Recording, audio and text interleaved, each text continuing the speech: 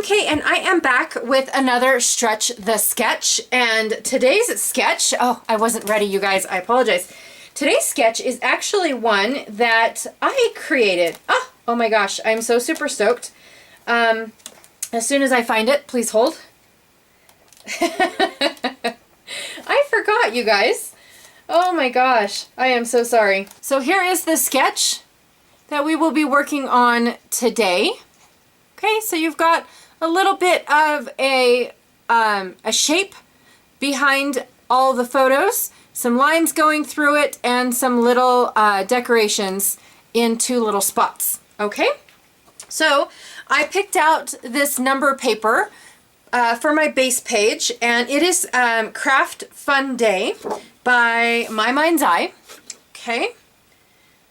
Yeah, and this paper I think is called Good Measure, but anyways, we're going to use the number side.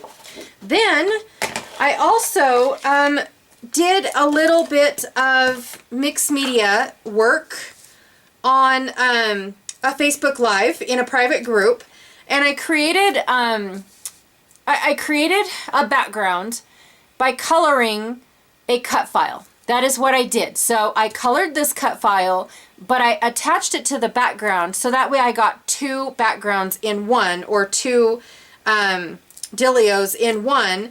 And then I backed this cut file in two different papers. One is kind of more like a metallic, like a whole bunch of boards bolted together metallic, and then the other one is like this oxide looking thing. Then I cut the pieces in, apart.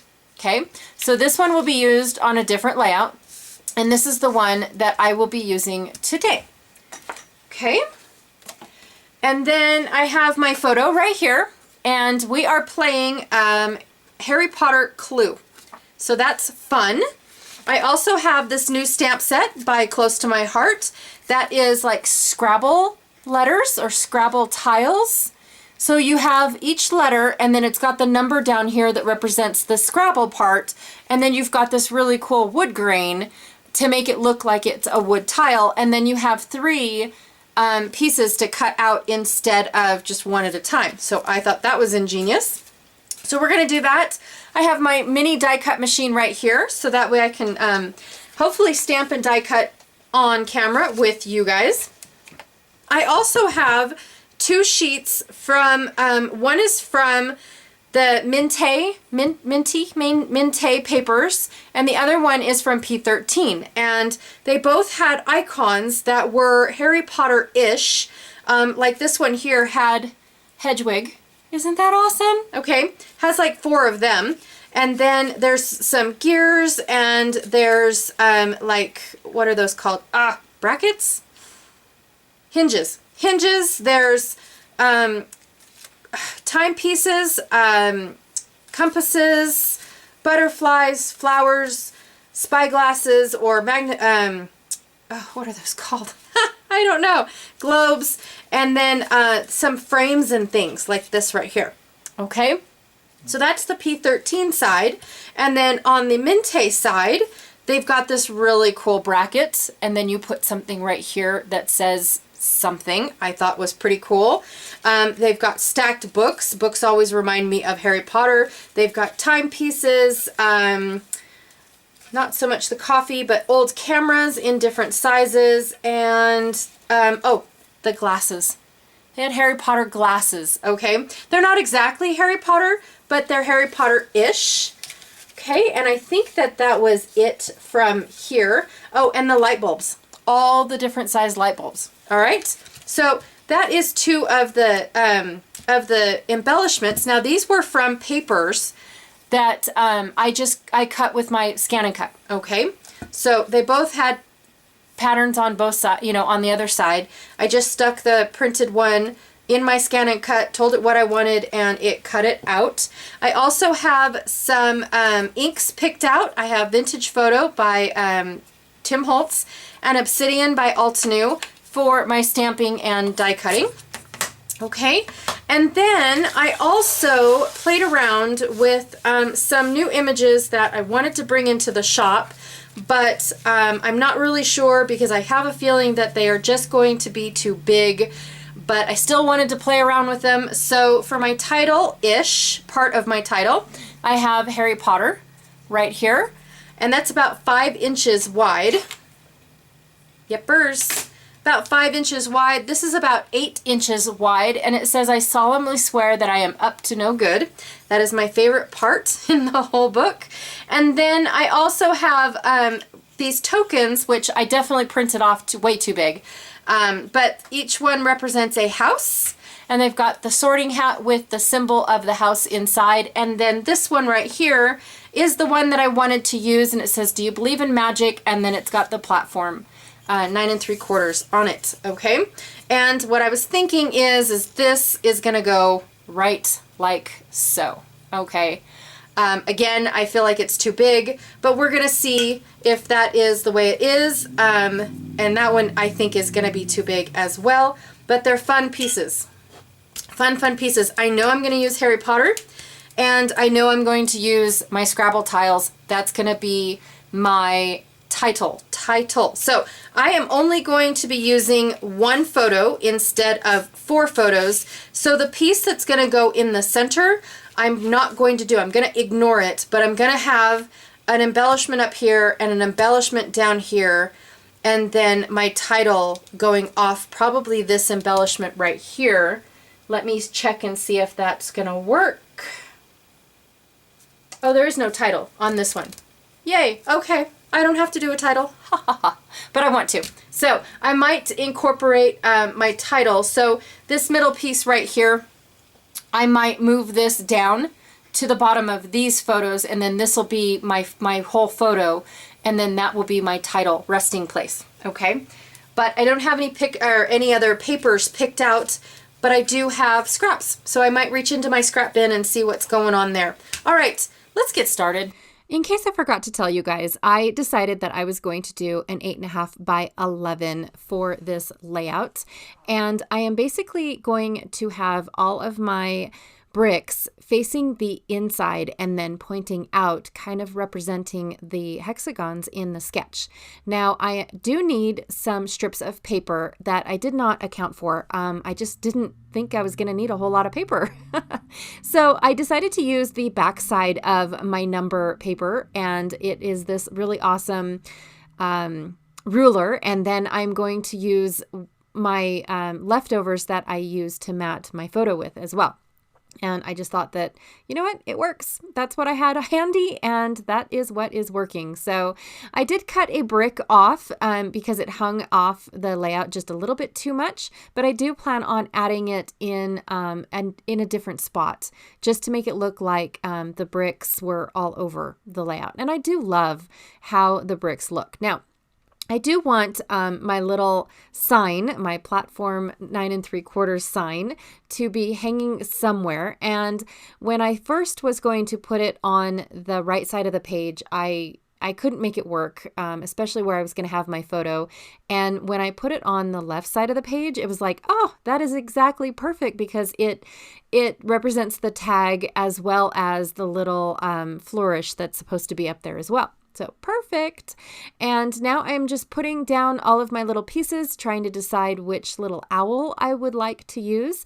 There's that little extra brick that I cut off. I definitely wanted to use these little Harry Potter-ish glasses. And then I decided that I wanted my light bulbs to be hanging down. I just felt like it I don't know, represented the hallway lights or whatever. The little lanterns, I guess, that they walk around with. So I'm going to build the rest of my title, the word clue. And basically what I'm going to be doing is disappearing for a few minutes. Anyways, I was getting a piece of scratch paper. That's what I was doing. So basically I'm going to use my black ink for every letter and disappear again. Oh, I went to go and get my scrubby so I could clean my letters, which, you know, is weird. I don't usually do that, but this ink is so saturated that it gets everywhere. And so when I'm doing that, I don't want to get ink everywhere. So yes, I will clean my letters off. Adding the wood grain to make it look like they were little wood pieces. And now I am going to cut, die cut them out. So basically, I didn't leave enough space to use all 3 of my die cuts, and so I'm just going to cut 2 at a time, which for this type of word was just fine. I am just basically, I do 2 letters and then I do 2 more letters. It worked out perfect. But I did decide to give them a little bit dimension by inking the edges around, and I will have to pop them up, and I do have to double stack the pop-up. So the platform 9 3/4 sign was missing something. So I went and I grabbed my black soot ink, and I am just saturating the top of my wood piece pretty heavily. And then I decided that I was going to go and get a red marker. Now, these are alcohol markers, and because this is wood, it does soak up rather nicely, but it does dry a little lighter than what it's going on as right now. So I do put about 2 coats on for each number. And like I said, it does end up drying a little bit lighter than what it is. So I did also go and get my color lifter because I wanted to try and blend some of this black soot and make it look a little bit more solid than it does already. So it's just moving the color around. It's not adding color. It's not taking color away. I'm just moving the black soot around to where I wanted it to be. So I also kind of sort of thought it was a little bit too dark. So I took my spritzer and sprayed the whole thing, and then I'm going to soak up the water with just my clean it up rag. That's all I did. And I do love how it looks. I absolutely love, once it is completely dry, how it looks. So anywho, going back to start gluing everything down, I'm basically just wherever I had it laid out is where I'm going to put it. Now, the P in the Harry Potter actually fits perfect in around the little tokens that are part of this game. And I thought, oh my gosh, that is absolutely perfect. It was like it was meant to be. You guys really can't see it in the video, but oh my gosh, it fit in there perfect. Anyways, double stacking my foam to put the word clue on. It wasn't until after I had put everything down that I realized I should have moved clue over a little bit so it at least touched the P, but oh my gosh, only I would notice that. It's all good. So I am popping up some of my lanterns just to give this page a little bit more dimension, considering that the wood already does. So I wanted to bring the dimension around the layout instead of just in the title and in the sign. So gluing down all my pieces, and I do have to finish off the light bulbs because I can't just have them, magically floating there, even though this is a magic layout. I guess I could have. I also popped up the little owl as well, my Hedwig-esque owl. So I went and got my favoriteest twine in the whole wide world. It is by Stampin' Up, and it is still available. It's actually called Linen Thread. I just absolutely love it, you guys. I can't boast enough about it. It works on so many layouts. It's unbelievable. So I used a little bit of glue in the front and in the back, and I just wrapped my layout around a couple times to make it look like the light bulb was screwed in to into the thread. And yes, I know I didn't have to do that. I could have just hung it by the thread, but I did it to all 3 of the light bulbs, and there it is. I am done. That is it for Stretch the Sketch. And I hope you guys check everyone else out. All their links are down below in the descriptions, as well as we have a Facebook group. Did I tell you guys that? Yes, we do. Be sure to check out the Facebook group. You can also see all of the previous sketches that we've been playing along with, and I will check you all tomorrow. Bye.